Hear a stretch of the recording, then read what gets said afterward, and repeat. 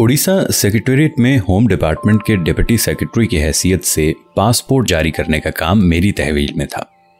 एक रोज मैं दफ्तर से घर वापस आया तो उधेड़ उम्र के एक साहब बरामदे में बैठे मेरा इंतजार कर रहे थे। सोहरवर्दी साहब अब बंगाल के चीफ मिनिस्टर थे और वो उनका खत लेकर मुझे मिलने आए थे। उनका असली नाम तो कुछ और था, लेकिन सोहरवर्दी साहब ने उन्हें हामिद अली के नाम से मौसूम किया था। अपने खत में सोहरवर्दी साहब ने लिखा था कि मिस्टर हामिद अली कलकत्ता में मुस्लिम लीग के एक अंडरग्राउंड वर्कर हैं और हिंदू मुस्लिम फसादात में मुसलमानों के तहफ़्फ़ुज़ के लिए निहायत अहम फ़राइज़ सरअंजाम दे रहे हैं। अब कायदे आज़म की इजाज़त से उन्हें फौरी तौर पर एक खुफिया मिशन पर मिस्र भेजना मकसूद है, लेकिन पासपोर्ट की मुश्किल दरपेश है क्योंकि मिस्टर हामिद अली का नाम हुकूमत की ब्लैक लिस्ट में दर्ज है। तमलोक में मेरे चावल का गोदाम तोड़ने की तरफ मज़ाहन इशारा करके सोहरवर्दी साहब ने लिखा था, मुझे मालूम है कि गैर कानूनी हरकत का तुम्हें अमली तजर्बा हासिल है, इसलिए मैं हामिद अली को तुम्हारे पास बगैर किसी माजरत के भेज रहा हूं। मैंने उस सहमाई की ऑल इंडिया सिविल लिस्ट उठाकर देखी तो इस बात पर हैरत हुई कि उस वक्त हिंदुस्तान भर में उड़ीसा ही का सेक्रेटेरिएट था जिसमें एक मुसलमान डिप्टी सेक्रेटरी के पास पासपोर्ट जारी करने का पूरा इख्तियार था। इस अनोखे हुस्ने इत्तेफाक से फायदा उठाकर अगले रोज मैंने मिस्टर हामिद अली का पासपोर्ट बनाकर उनके हवाले किया और सोहरवर्दी साहब के नाम सिर्फ इतना पैगाम लिख भेजा, order obeyed, law broken.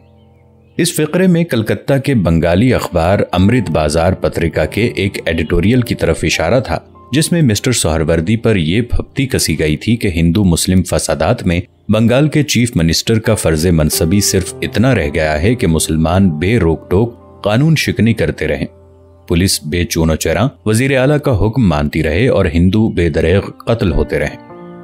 Mister Hamid Ali जितना वक्त पासपोर्ट बनवाने की खातिर कटक में ठहरे, उनके मुंह से बार बार बस एक ही बात निकलती थी, वो ये कि हिंदुस्तान भर में कांग्रेस, हिंदू महासभा, राष्ट्रीय सेवक संघ, अकाली दल और कई दूसरे हिंदू और सिख इदारों की सरपरस्ती में बड़े वसी पैमाने पर मोहलिक हथियार जमा किए जा रहे हैं जो यकीनन निहत्ते मुसलमानों के खिलाफ इस्तेमाल किए जाएंगे। इन हथियारों की फराहमी के लिए बहुत से हिंदू और सिख राजे और महाराजे बड़ी फराख दिली से चंदा दे रहे हैं। उनमें महाराजा पटियाला का नाम सरे फहरिस्त है। पहले तो मुझे शुबा हुआ कि मिस्टर हामिद अली जज्बात में बहकर मुबालगे से काम ले रहे हैं, लेकिन बहुत जल्द मुझे इस बात का बय्यन सबूत मिल गया कि ऑल इंडिया कांग्रेस बज़ों खुद नेशनलिस्ट सियासी जमात भी मुसलमानों के खिलाफ मनसूबाबंदी में बुरी तरह मुलव्विस है। उड़ीसा के चीफ मिनिस्टर श्री हरि कृष्ण मेहताब कांग्रेस की वर्किंग कमेटी के मेंबर भी थे। एक दिन कांग्रेस की किसी मीटिंग से वापस आए तो अपने मामूल के मुताबिक उन्होंने कागजात की काली संदूकची हमारे हवाले कर दी। हमारा तरीक़ेकार ये था कि सियासी कागजात छांट कर मैं उनके पर्सनल प्राइवेट सेक्रेटरी के सपुर्द कर देता और सरकारी कागजात मुतल्लिका महकमों को भेज देता था। उनका पर्सनल प्राइवेट सेक्रेटरी बड़ा मुतासब हिंदू था। वो इस बात पर सट पीटता था कि मेहताब साहब के सियासी कागजात मेरे हाथ से क्यों गुजरते हैं। चंद बार उसने इस तरीक़ेकार के खिलाफ बड़ा सख्त एहतजाज भी किया, लेकिन मेहताब साहब ने कभी संजीदगी से उसकी बात पर कान न धरा।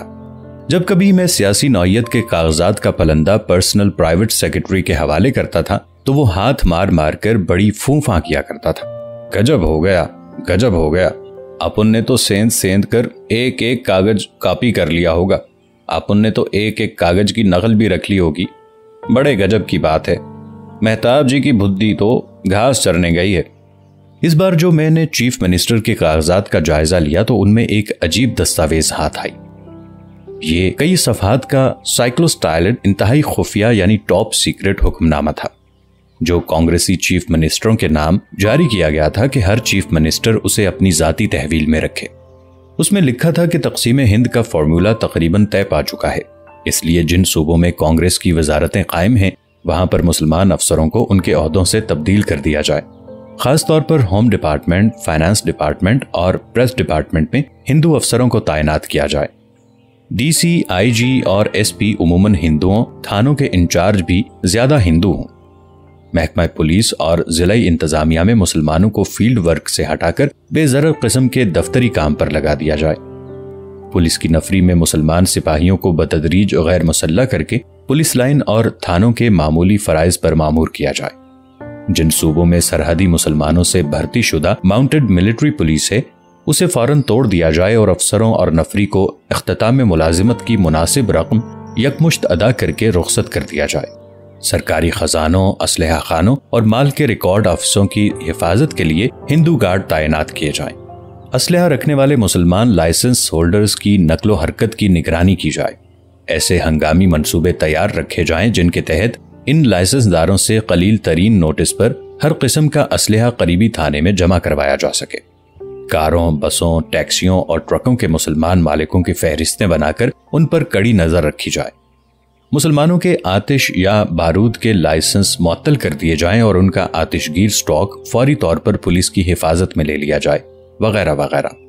हर चीफ मिनिस्टर को निहायत सख्त ताकीद की गई थी कि वो इन हिदायत पर ऐसी खुशउस्लूबी से अमल दरामद करे कि इससे आबादी के किसी फिरके के खिलाफ किसी किस्म के इम्तियाजी सलूक का पहलू मुतरश्शे ना हो।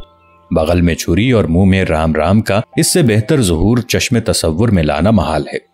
ये हुक्मनामा पढ़कर मुझे शदीद जहनी धचका लगा।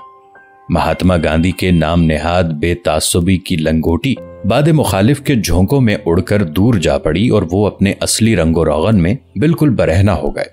अहिंसा परम धर्म के इस झूठे पुजारी के इशारों पर नाचने वाली इंडियन नेशनल कांग्रेस के अज़ाइम मुसलमानों के खिलाफ इतने ही खतरनाक और संगीन निकले जितने के हिंदू महासभा राष्ट्रीय सेवक सिंह के समझे जाते थे। बल्कि कांग्रेस के साजिशाना मंसूबे दूसरे फिरका वाराना जमातों से भी ज्यादा पुरखतर और होलनाक थे, क्योंकि हिंदुस्तान के कई सूबों में कांग्रेस की हुकूमत थी और मरकज की उबूरी गवर्नमेंट में 14 में से 6 कांग्रेसी और 2 मजीद गैर मुस्लिम वजीर थे।